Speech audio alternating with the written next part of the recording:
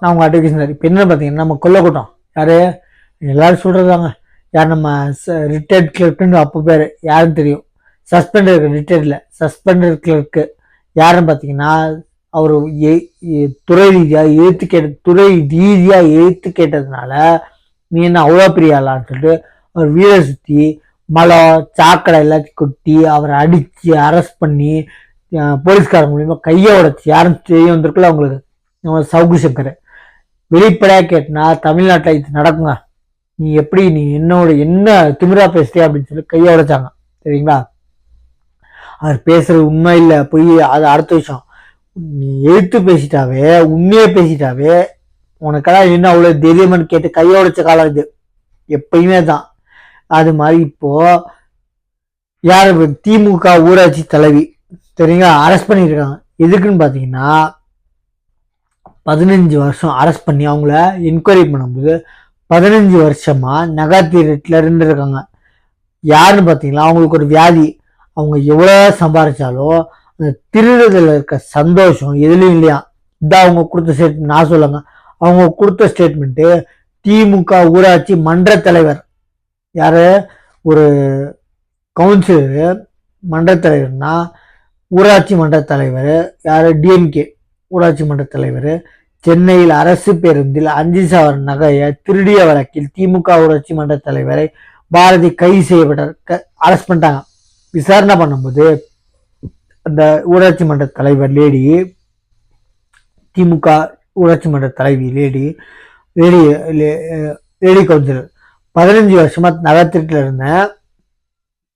எதுக்கு இருந்தேன்னா எனக்கு சாப்பாடுக்கு இல்லாமல் இல்லை, எனக்கு அந்த திருட்டு வர இருக்க சந்தோஷம் எவ்வளோ லட்சம் சம்பாதிச்சாலும் இல்லை அப்படின்னு இருக்காங்க.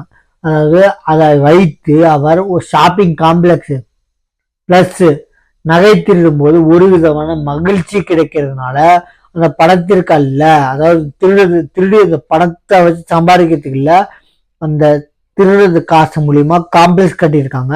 பிளஸ் அந்த திருநாள வர்ற சந்தோஷம் எனக்கு ரொம்ப பெருசு. நம்ம தில்லாலி படம் இருக்குல்ல, அதுல ஜேம் ரவி திருடுவார், திருச்சல் கிக்கோ அப்படிம்பாரு. அது மாதிரி திருடுனா சந்தோஷன்ற காரணத்தினால 15 வருஷமா திருடிருக்க அப்படி இருக்காங்க. நான் போட்டோ போட பாருங்க, என்னென்ன சபதம் பாருங்க. நீ திருடவே கூடாதுன்னு சபதம் எடுப்பாங்களாம், ஆனா திருடுறதுக்கு வாய்ப்பு கிடைச்சா திருடிடுவாங்களாம். பாருங்க எப்பேற்பட்ட வியாதி பாருங்க. திருடுனா சந்தோஷம் அதனால திருடுறாங்க. சாதனை இல்லைங்க ஊராட்சி மன்ற தலைவர். பாருங்க டிஎம்கே இதனால ஒரு ரிப்போர்ட் கூட கொடுக்கல. நான் டிஎம்கே மேல குறை சொல்ல, அவங்க தப்பு செஞ்சாங்களே. டிஎம்கே என்ன நடவடிக்கை எடுத்தீங்க? இவர் திருநாங்க வழக்கு பதிவு செஞ்சிருக்காங்க. இவங்களே ஸ்டேட்மெண்ட் கொடுத்ததுனால டிஎம்கே முன்னாடி வந்து இவங்க கட்சியிலேருந்து வெளியே நீக்கிறேன் அப்படின்னு சொல்லி கட்சியிலேருந்து எடுக்கிறேன் அப்படின்னு சொல்லி ஏதாச்சும் பத்திரிகை நண்பர்கள்ட்ட வெளிப்படையாக கொடுத்தீங்களா? கொடுக்க மாட்டீங்க. ஏன்னா அவங்களுக்கு கை வந்த கலை சரிங்களா. நான் இந்த கட்சியும் சொல்ல, எல்லா கட்சியும் சொல்கிறேன். நீங்கள் வந்து ஏன் கொடுக்கல? அவங்களே சொல்லியிருக்காங்க ஸ்டேட்மெண்ட்டு வாலண்டரா, எனக்கு கிக்கா இருக்கு திருடுனா அப்படின்னு இருக்காங்க. அப்போ திருட்டுக்காரங்களை நீங்கள் கட்சியில் வச்சதுக்கு இன்ன வரைக்கும் ஏன் நடவடிக்கை எடுக்கல? நடவடிக்கை எடுத்திருந்தாலும் ஏன் பத்திரிகை நண்பர்கள் கொடுத்து பேட்டி கொடுக்கல? நான் கட்சியில் எடுத்தோம், திமுகவுக்கும் இவங்களுக்கும் சேர்ந்த சம்மந்தம் இல்லை அப்படின்னு சொல்றீங்க. அப்போ நீங்க மறைமுகமா ஆதரிக்கிறீங்க திருட்ட சரிங்களா. இது எப்படி பாத்தீங்கன்னா 2026 எல்லா வீடியோ சொல்றதா மாத்து கட்சி இல்லாம நானும் தான். மாத்து கட்சி இல்லாம டிஎம்கே இருந்தாங்க, ஏடிஎம்கே இருந்தாங்க, டிஎம்கே இப்படி மாத்தி ஓட்டுருந்தாங்க. இப்ப மாத்து கட்சிகள் எக்கச்சக்கமாட்டாங்க. தமிழ்நாடு வெற்றி கழகம், டிஎம்டிகே யாருன்னா விஜயகாந்த் கட்சி சரிங்களா, முரசு சின்னம் டிஎம்டிகே, அப்புறம் பிஜேபி நம்ம அண்ணாமலை சின்னம் அவர்கள் சின்னம். அண்ணாமலையால தான் ரொம்ப பிரபலமாச்சு பிஜேபி. இப்ப நயினார் தலைவராக இருக்காரு, தமிழ்நாடு பிஜேபியோட தலைவராக இருக்காரு அந்த கட்சி பிஜேபி. அப்புறம் நம்ம சீமான் சரிங்களா, நாம் தமிழர் கட்சி. இந்த மாதிரி வேற்று கட்சிகள் இருக்கு. அட்லீஸ்ட் கேண்டிடேட் பார்த்து ஜெயிக்க வைங்க. ஜெயிச்சதுக்கு அப்புறம் இப்ப சொல்லுவாங்க இன்னைக்கு தானே வந்தான், நேற்று தான் வந்தான், அதுக்குள்ள வந்து விஜயம் காசு பண்ணலாமா அப்படின்னா இன்னைக்கு தான் வந்தான்.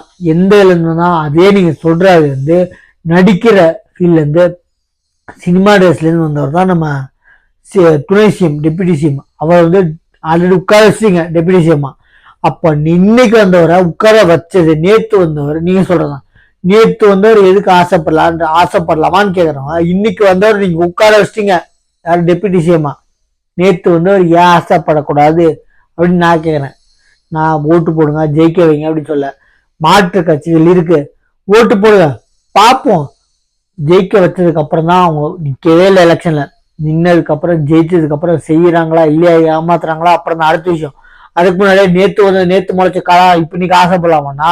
ஃபர்ஸ்ட் நிக்கணுங்க. அவங்க நிக்காம நீங்க பேசுறது ரொம்ப தப்பு. யாராகட்டும், டிஎம்கே ஆகட்டும் ஏடிஎம்கே. இப்ப நம்ம எடப்பாடி பழனிசாமி கூட அவர்லாம் என்ன பெரிய எல்லாம் ஃபேன்ஸ் அப்படின்னா, அஜித் ஃபேன்ஸா இருக்கட்டும் எக்காண்டு கொண்டு நாங்க சண்டை போட்டுக்குவோம். அஜித் ஃபேன்ஸ் விஜய் ஃபேன்ஸ் சண்டை போட்டுக்குவோம். ஆனால் இது படத்துல மட்டும்தான் எங்க ஓட்டும் அஜித்துக்குன்ற விஜய்க்கு அப்படின்னு இது வரவேற்கத்தக்கதுங்க. ஏன்னா அஜித் சொல்லியிருக்காங்க, நான் துறை ரீதியா இல்லைனாலும் எனக்கு அவர் இப்ப பல முன்னணி நடிகர், அவர் ஃபர்ஸ்ட்ல இருக்காரு. அவ்வளோ சம்பாத்தியத்தை விட்டு அவ்வளோ பெரிய சம்பளத்தை விட்டு மக்களுக்கு நல்லது செய்யணும் வந்திருக்காரு. ஏன் ஆதரவு இல்லாம நான் வரவே இருக்கேன் அப்படின்னு இருக்காரு யாரு? அஜித்.